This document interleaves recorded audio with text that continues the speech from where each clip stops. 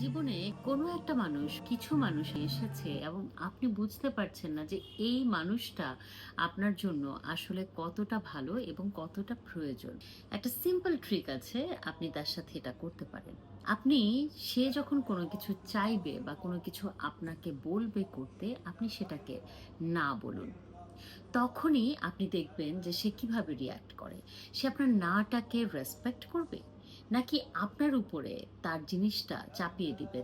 সে আপনাকে emotional blackmail করবে। সে আপনার জন্যে কি করেছে সেটাকে মনে করিয়ে দিবে। নাকি আপনি যেভাবে আপনার জীবনযাপন করেন, আপনাকে সম্মান করেন, আপনার নাটা বলার যে কারণটা, যে বর্ডার লাইনটা আপনি তৈরি করেছেন, সেটাকে সম্মান করেন, সেটাকে সে যদি বুঝতে পারে, তার মানে সে মানুষটা ম্যাচিওর, আন্ডারস্ট্যান্ডিং এবং আপনাকে আসলেই কেয়ার করে।